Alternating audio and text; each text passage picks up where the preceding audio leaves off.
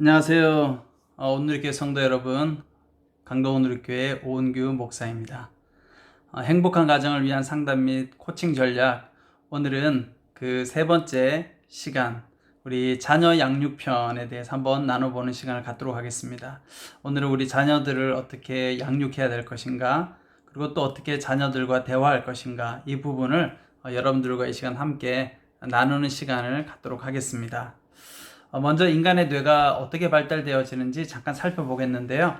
우리 뇌가 발달할 때 제일 처음 어린 시절에 이 감정 기능의 뇌가 가장 먼저 발달한다고 해요. 그래서 가장 오래 기억하고 있는 것이 감정이라고 합니다. 예를 들어서 이제 어떤 그 치매 환자가 있는데 이 치매 환자하고 악수할 때 압정을 손에 가지고 악수를 했다고 해요. 자, 악수를 할 때 어떻게 해요? 아프겠죠, 그렇죠? 따끔하겠죠? 그래서 몇 번 그 치매 환자하고 악수를 할 때마다 압정을 손에 붙여서 악수를 했더니 그 다음부터 이제 그 치매 환자에게 가가지고 악수를 청하면 깜짝깜짝 놀란다라는 거예요. 그러니까 생각은 잊어버리는데 감정은 그만큼 남아있다라는 거죠. 감정의 영향력이 굉장히 크다라는 겁니다. 부모는 어떤 존재인가? 우리 자라는 아이의 뇌를 만드는 조각가다. 특별히 우리 아이의 뇌 중에서 감정의 기능, 영역을 우리 부모님들이 자녀와의 관계를 통해서 형성해 낸다고 합니다. 그래서 대인관계에 영향을 미치는 뇌의 회로는 만 3세 무렵까지 큰 틀이 완성된다고 해요. 기본적인 감정은 엄마와의 상호작용으로 습득됩니다. 사람들에게 호감을 갖는 감정, 또 혹은 불안의 감정, 두려움의 감정, 이런 것들이 엄마와의 어떤 교감을 통해서 어린 시절에 이제 습득하고 그 습득된 경험을 가지고 살아간다라고 이야기합니다. 자, 우리 대부분의 커뮤니케이션이란 무엇인가? 감정의 소통이라는 거죠. 여러분, 커뮤니케이션, 소통이라는 게 뭐예요? 어떤 정보를 나누는 것이 아니라 소통이라는 건 감정을 나눌 때 진짜 소통을 했다라고 느낍니다. 예를 들어서 우리 아이의 기본 감정을 잘 느끼고 표현하게 하는 것이 참 중요하죠. 그래서 아이의 감정을 잘 인정해주면 우리 자녀들은 부모님하고 잘 소통하고 있다 이렇게 느껴요.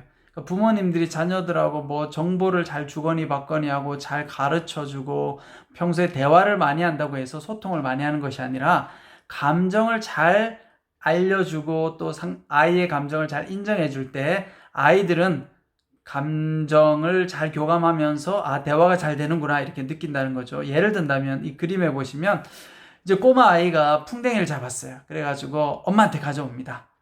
자, 여러분, 이 아이들이 풍뎅이, 이 벌레를 잡아서 들고 올 때 어떤 마음으로 들고 오겠어요?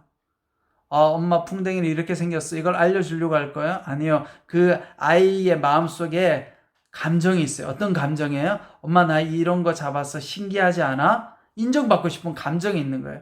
자, 그럴 때 우리 엄마의 반응을 한번 볼까요? 야, 이 녀석아, 어디서 그런 걸 가져왔어? 야, 병 걸려. 빨리 버려. 자, 이렇게 말하면 이건 전혀 아이의 감정을 받아주지 못하는 거죠. 그럼 어떻게 하는 게 좋을까요? 아이가 벌레를 잡아왔을 때, 이 아이는 어떤 의도를 가지고, 어떤 감정을 가지고 가져왔을까를 헤아리고 반응하는 거예요. 야, 예쁘구나. 참 신기하네. 어디서 잡았어? 그런데 집안에 두면 오래 못 살 것 같아. 병균이 옮길 수 있으니까 조금 있다가 놓아주자. 이렇게 말하면 아이는 자신의 감정을 우리 엄마가 내 감정을 잘 이해하는구나. 그래서 이 아이가 느낄 때는 엄마랑 소통이 잘 되었다 이렇게 느낀다는 거죠. 여러분, 자녀만 그렇겠어요? 부부 사이도 마찬가지고 인간관계도 마찬가지예요. 우리가 소통이 잘 되었다라고 느낄 때는 내 감정을 저 사람이 참 잘 헤아려 주는구나. 또 상대방의 감정을 내가 잘 포착해 줄 때 소통이 잘 되고 있다 이렇게 느낄 수 있습니다. 자, 아이들이 우리가 지내다 보면 이 아이들이 감정 신호를 보낼 때가 있어요. 어떻게 보내는가? 자, 먼저 우리 자녀들이 많이 하는 표현들이 있죠. 공부하기 싫어. 학교 안 가. 또 심지어는 동생 죽여버릴 거야. 뭐 이런 아이들이 있어요. 문 쾅 닫고 나서 나 공부 안 해. 어떤 아이들은 문 꽝 닫고 나가면서 나 집 나갈 거야. 뭐 이런 경우가 있어요. 그런데 이게 사실은 다 뭐냐면요. 이 말이 워딩이 중요한 것이 아니라 그 말 속에 사실은 감정을 전달하고자 하는 거죠. 그런데 이렇게 아이들이 어른들에게 보내는 감정 신호를 우리 어른들은 잘 못 알아들 때가 많아요. 왜냐하면 아동이나 청소년들이 욕구를 세련되게 순화해서 표현하지 못해요. 그러니까 나 공부하기 싫어! 뭐 이런 거죠. 학교 안 가! 나 죽어버릴 거야! 근데 이런 표현을 듣고 곧대로 받아들이면 큰일 난다라는 거예요. 그건 뭐냐면 그만큼 이 아이가 힘든 감정을 그렇게 표현한 거죠. 그래서 많은 경우 실수하는 게 우리 부모님들이나 혹은 선생님들이 그 말을 진짜 받아들이고 막 화를 내는 거예요. 어떻게 그런 말을 할 수 있어? 어떻게 동생을 죽인다고 말할 수 있어? 근데 그 말은 뭐냐면요. 그만큼 나 화가 나고 속상해. 내 마음 인정해줘. 이런 말입니다. 그래서 무조건 야단치고 매정하게 벌 줄 것이 아니라 그렇게 이야기할 때 어떻게 반응하면 좋을까요? 그 감정을 헤아려 주면 돼요. 예전에 제가 상담했던 분 중에 저한테 급하게 전화가 왔어요. 목사님 어떻게 하면 좋을까요? 우리 딸애가 지금 집 나가겠다고 이야기해요. 문 쾅 닫고 나갔어요. 엄마는 너무 불안한 거예요. 진짜 집 나갈 줄 알고. 근데 여러분 그건 진짜 집 나가겠다는 소리가 아니라 엄마 나 너무 힘들어. 나 너무 괴로워. 집 나가고 싶을 만큼 마음이 힘들어. 그러니 내 마음 위로해줘. 이런 사인인 거예요. 근데 우리 청소년들은, 우리 아이들은 세련되게 표현을 못하는 거죠. 물론 성인들 중에도 이걸 세련되게 표현하지 못하고 다른 방식으로 표현하는 경우가 많이 있습니다. 그런데 이럴 때 이 말을 문자 그대로 곧이곧대로 받아들이면 안 되고 이렇게 심한 단어를 쓰면 그만큼 많이 힘들구나 이렇게 생각하고 그 마음을 헤아려주면 돼요. 네가 오죽하면 집을 나가겠다고 말할 정도로 그렇게 하겠느냐. 너 참 많이 마음이 힘들구나. 이렇게 감정을 읽어주면 우리 엄마가 내 마음을 이해하네 이렇게 들 수 있다는 거죠. 자, 아동 발달 이해를 위해서 여러 가지 이론 중에 저는 이제 애착 이론에 대해서 잠깐 설명을 하려고 해요. 그 메리 메인이라고 하는 애착 연구가가 있었는데요. 이제 이 사람 연구해 보니까 부모 자녀의 양육 패턴은 그 자식에게 대물림 되더라는 거예요. 그러니까 내가 우리 부모님과 함께 소통하면서 이렇게 자라잖아요. 부모님이 나를 키웠던 그 양육의 방식을 내가 그대로 배워서 내가 그걸 어떻게 하느냐. 우리 자녀에게 똑같이 우리 자녀를 양육한다라는 거예요. 그래서 우리가 자녀를 양육할 때는 먼저 자녀에 대한 파악도 중요하지만 나는 어떻게 부모님으로부터 양육받았는가 이걸 한번 헤아려 볼 필요가 있습니다. 보통 애착 이론에 따르면 12개월에서 만 3세까지 이제 중요한 부모하고 애착 관계를 주거니 받거니 했던 그 관계의 패턴이 굳어져서 그게 평생 인간관계에 영향을 미친다라는 거예요. 그래서 80-90%의 사람들은 고정된 애착 패턴을 가지고 평생을 살아가는 거예요. 예를 든다면 부모님하고 안정적으로 애착을 잘 형성했어요. 그러면 평생 살아갈 때 다른 사람하고도 안정적으로 관계를 맺는다는 거예요. 근데 어떤 사람은 예를 들어서 부모님하고 관계를 맺는데 부모님으로부터 뭔가 좀 두려워요. 늘 무섭고 회피하고 싶어요. 그런 패턴을 가지면 이 사람은 자라서도 평생 사람들을 만나면 자꾸 회피하려는 그런 패턴을 보이게 된다라는 거죠. 그런 의미에서 내가 우리 자녀를 키우면서 혹은 우리 또 교회에서 학생들 가르치면서 뭔가 그 자녀나 학생의 요구에 내가 짜증이 많이 난다. 그러면 사실은 한번 생각해 봐야 돼요. 예전에 부모님이 내 욕구를 잘 못 들어줘서 내가 짜증이 많이 나지 않았나? 그게 영향을 미쳐서 나도 모르게 짜증이 날 수도 있다라는 겁니다. 자, 그러면 이런 애착 유형에는 우리가 태어나서 부모님하고 이제 애착 관계를 형성하는데 대부분은 애착을 맺게 되죠. 어떤 애착 유형이 있느냐? 크게 두 가지 애착 유형이 있습니다. 이렇게 두 가지. 이 화면에 보면 안정 애착 유형이 있고 불안정 애착 유형이 있어요. 그러니까 안정 애착 유형은 말 그대로 그냥 부모님이 좋은 부모님이어서 안정적으로 나랑 관계를 맺었어요. 그러니까 좋은 엄마나 좋은 아빠의 특징은 뭐예요? 아이가 배가 고프면 먹을 걸 주고 아이가 울면 가서 달래주고 그래서 적절하게 욕구를 잘 충족시켜주면 이 아이는 안정적으로 세상에 대해서 세상은 참 신뢰할 만한 하구나 이렇게 느낀다라는 거죠. 그런데 그 안정 애착 유형도 두 가지 종류가 있어요. 첫 번째 자연적으로 안정 애착을 형성한 사람들. 좋은 부모님을 만나서 그냥 그렇게 부모님으로부터 안정적으로 애착 관계를 맺어서 평생 그렇게 살아가는 사람들이 있어요. 근데 두 번째는요, 비록 부모님으로부터 그렇게 안정적인 애착을 받지 못해도 자기가 후천적으로 그걸 깨닫고 열심히 노력해서 정말 극복한 분들이 있어요. 획득한 안정 애착이죠.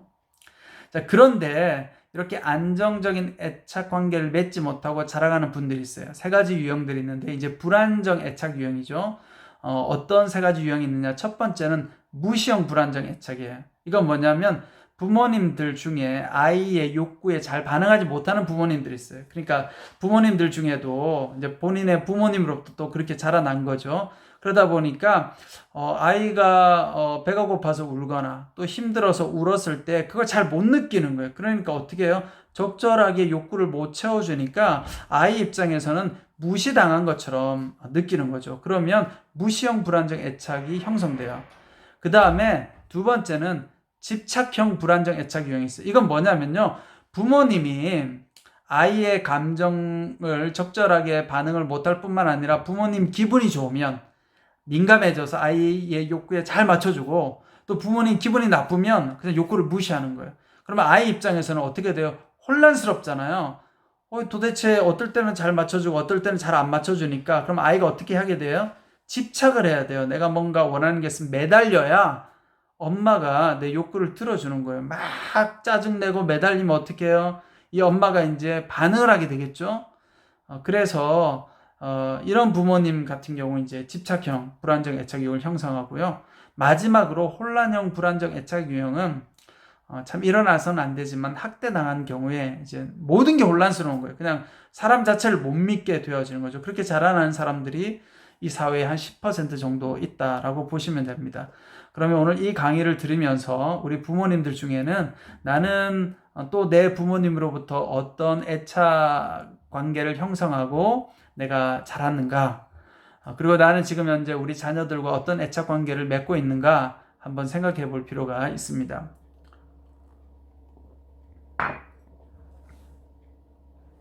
자, 그러면 구체적으로 한번 살펴보면 안정 애착 유형은 전체 성인의 한 3분의 2 정도가 된다고 해요.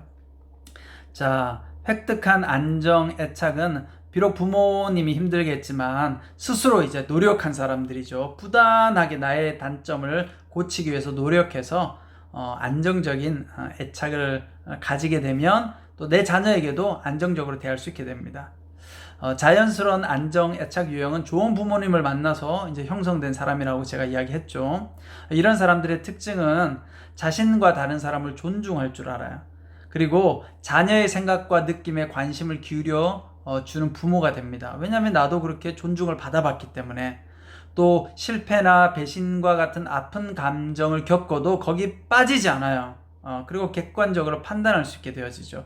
왜냐하면 내가 좋은 부모님과 안정적인 애착을 맺었기 때문에 또 내가 열심히 잘 노력하면 될 수 있어, 이런 마음이 있는 거예요. 그래서 대체로 60%의 사람들은 안정적 애착 유형으로 평온하다고 하고요. 한 30% 정도가 굉장히 불안감을 느끼고 대인관계를 맺고 살아가고, 10% 정도는 정말 매우 심각한 혼란 상태를 가지고 살아간다고 합니다. 자, 여러분, 성숙은 무엇일까요? 불안을 감내할 수 있는 능력을 성숙이라고 이야기합니다. 그러니까 내 안에 불안이 올 때, 또 두려움이 올 때 성숙한 사람의 특징은 이걸 잘 감당하고 감내할 줄 안다라는 거죠. 내가 만약 이런 그 불안과 두려움과 어려움이 있을 때 이걸 막 어쩔 줄 몰라고 감내하기 힘들다고 느껴지면 한번 돌아봐야 돼. 내가 부모님과 어떤 애착 유형을 맺었는가, 그리고 나는 지금 자녀들과 어떻게 애착 관계를 맺고 있는가 한번 살펴볼 필요가 있습니다. 자, 아동의 입장에서 이해하고 공감하는 사례를 제가 잠깐 설명해 드리도록 하겠습니다. 이게 좋은 부모님, 애착을 잘한 부모님들은 어떻게 하느냐. 자, 아이가 세발 자전거를 타다 넘어졌어요. 아니면 뭘 하다가 넘어졌어요. 그럼 아이들은 보통 어떻게 해요? 막 울죠, 그쵸? 엥 하고 울어요. 많이 다친 줄 알고 큰 소리로 옵니다. 그럴 때 우리 부모님들이 여기에 대해서 반응하는 경우가 있죠. 어떻게 반응해요? 대수롭지 않게 여기는 부모님의 반응이 있죠. 그런 부모님들 어떻게 반응하느냐? 걱정하지 마. 아예 다치지 않았어. 울지 마. 뚝뚝뚝 빨리 울지 말아야지. 이렇게 반응하는 부모님들이 있습니다. 그런데 이렇게 반응하면 우리 자녀들이 엄마가 아빠가 내 마음을 제대로 잘 헤아려 주지 못하는구나 이제 이렇게 느낄 수 있다라는 거예요. 자, 그런데 이해와 공감적 부모님은 어떻게 반응하느냐? 아유, 너가 넘어졌구나. 참 많이 놀랐겠다. 어디 다친 데는 없니? 참 많이 아프겠네. 그렇지만 한번 스스로 일어나 볼래? 자, 이게 뭐예요? 아이가 넘어져서 다쳐서 그 힘든 감정을 지금 읽어주는 거예요. 근데 이게 감정을 이렇게 무조건 뭐 기계적으로 읽을 수 있는 게 아니라 부모님으로부터 이런 걸 받아본 부모님만 가능하겠죠, 그렇죠? 그러니까 나는 잘하려고 하는데 기본적으로 다른 사람의 감정이 잘 안 헤아려지는 경우가 참 많아요. 그래서 우리 부모님들은 나는 우리 자녀들한테 참 잘했는데 어느 날 보면 자녀들이 상처받았다고 해요. 그 왜 그러느냐? 사실은 나도 부모님으로부터 내 감정을 헤아림 받지 못했기 때문에 감정에 별로 관심이 없는 거예요. 그러니까 감정보다는 그냥 내가 행동으로 뭔가를 열심히 한 것에서 만족을 느끼고 내가 잘했다라고 생각하고 살아갈 때가 많은데, 사실은 아동의 입장에서 공감해 줄 때, 감정을 공감해 줄 때 그것이 진짜 이해가 된다라는 것입니다. 자, 그러면 이제 아까 불안정 애착 유형 세 가지가 있죠. 첫 번째가 무시형 불안정 애착을 만드는 부모들이에요. 이제 내가 어떤 부모님을 만났는지 한번 헤아려 볼 필요가 있어요. 이제 이런 부모님들은 예를 들어 물리적으로나 정신적으로 부모가 없었던 경우가 있죠. 예를 들어 너무 바빠서 생활이 어려워서 부모님들이 어쩔 수 없이 자녀들을 그냥 두고 일터로 나갔다든지 그렇게 사는 부모님들이 있어요. 예전에 많았죠. 또 어쩔 수 없이 그냥 부모님 중에 한 분이 돌아가셔서 한 부모님이 자녀들을 돌보기 위해서 그냥 밤낮으로 일하고 집에 돌아오면 아이들을 돌볼 여력이 없는 거예요. 그러니까 지쳐서 쓰러져서 자고 그냥 기본적인 의식주만 해결해 준 거예요. 그러니까 아이들의 감정이 전혀 반응을 하지 못하다 보니까 아이들은 어떻게 느껴요? 내 감정을 무시당했다. 또 때로는 부모님도 여유가 없다 보니까, 감정적인 여유가 없다 보니까 어떻게 해요? 자녀들이 힘든 걸 공감할 수 있는 능력이 없는 거예요. 그러면 자녀들이 이제 내가 부모님은 분명히 내가 잘해준 것 같은데 왜 우리 자녀가 나한테 상처를 받았다고 하지? 그게 뭐냐면 자녀의 감정에 반응해주지 않았기 때문에. 또 심지어 어떤 부모님들은 부모님조차도 이 감정적으로 공감을 잘 못하다 보니까 어떻게 해요? 심하게 자녀들을 간섭하고 귀찮게 하는 거예요. 그러니까 여러분, 기본적으로 간섭하고 귀찮게 하면 사람이 힘들고 피곤하잖아요. 근데 그걸 못 헤아리니까 계속 어떻게 해요? 잔소리하고 간섭하고 이러면 자녀들 입장에서는 이제 무시당했다라고 생각하니까 어떻게 해요? 피하게 되는 거예요, 사람을, 부모님을. 그러면 이게 이제 굳어져 가지고 나중에 인간관계 할 때도 나도 모르게 사람들을 만나면 그 부모님으로부터 받았던 느낌을 받는 거예요, 자기도 모르게. 그래서 이렇게 피하게 되죠. 이런 사람들을 무시형 불안정 애착의 사람들이다. 그러면 나도 나중에 부부관계를 하거나 자녀들을 키울 때 나도 모르게 이렇게 되는 거예요. 회피하게 되고 좀 피하게 되고 무시하게 되고, 그러면 또 우리 자녀들이 상처를 받게 된다는 거죠. 자, 두 번째는 집착형 불안정 애착을 만드는 부모님들이 있어요. 내가 자랄 때 이제 우리 부모님들 한번 떠올려 보십시오. 집착할 수밖에 없는 만드는 부모님들은요, 일단 이랬다 저랬다 하는 부모님들이에요. 그러니까 이건 뭐냐면 부모님들도 정서적으로 안정이 안 되어 있어요. 그래서 기분이 좋으면 막 잘해줬다가 또 기분이 나쁘면 어떻게 해요? 그냥 무시해버리는 거예요. 그러니까 어떨 때는, 그러면 아이 입장에서는 혼란스럽겠죠. 아니, 어떨 때는 잘해주다가 어떨 때는 못해줘요. 그러니까 아이 자신의 욕구를 채워주지 못하니까 이 아이 입장에서 불안한 거예요. 모르겠는 거예요. 왜냐면 어떤 날은 잘해주고 어떤 날은 내가 필요 없는데 더 잘해주고 어떤 날은 또 잘 안 해줘도 되는데 막 잘해주고 또 어떨 때는 내가 필요한데 무시하고, 그러면 아이는 정말 욕구 충족이 잘 안 된다고 느끼고 혼란스럽겠죠. 그럼 이 아이가 할 수 있는 방법은 뭐예요? 떼쓰고 매달리는 방법밖에 없어요. 왜냐하면 이게 예측이 안 되기 때문에 가서 막 떼를 쓰는 거예요. 그럼 막 심하게 떼를 쓰고 집착하면 어떻게 해요? 관심을 갖잖아요, 보통 사람들이. 부모님 관심을 갖는단 말이에요. 그러면 이게 이제 학습이 자꾸 되는 거죠. 그러면 대인관계에 있어서도 어떻게 하겠어요? 사람들에게 떼를 쓰기 시작해요. 집착하는 거예요. 집착하면 사람들이 반응을 한다는 걸 알게 되는 거죠. 또 강압적인 부모님이나 협박하는 부모들 경우, 이런 경우에도 집착을 하게 됩니다.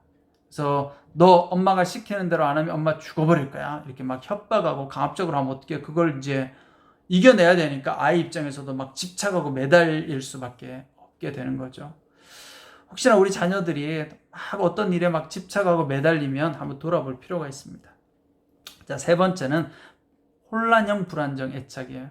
사실 이 애착 관계는 굉장히 불행한 관계예요.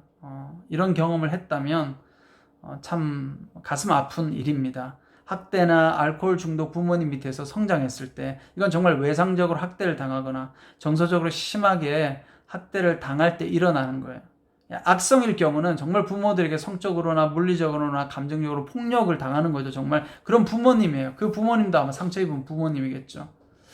양성의 경우는 학대는 아니지만 혼란형을 만드는 부모들이 있어요. 아주 폭압적이고 강압적이고 막 왔다 갔다 하고 심하게. 그러면 우리 아이들 입장에서는 또 우리 지금 이 동영상을 보는 부모님들 중에도 마찬가지예요. 나의 힘든 마음을 위로받지 못했죠. 오히려 진짜 어떤 부모들은 막 비웃기도 하고 막 아주 그냥 못 견디게 만들 수치심을 안겨다 주기도 하죠. 이제 이런 걸 겪고 나면 사람이 무서워져요. 그래서 자라면서도 어떤 사람도 믿지 못하고 늘 의심하고 무섭고 두렵고, 왜냐하면 생각해 보세요. 어렸을 때 그냥 툭 하면 와서 때리고 야단치고 혼냈으니까 그런 인간에 대한 감정이 그냥 새겨져 있는 거예요, 머리에. 그러니까 사람을 대하면 나도 모르게 그 불안감이 문득문득 찾아오는 거죠. 저 사람이 왜 잘해줄까?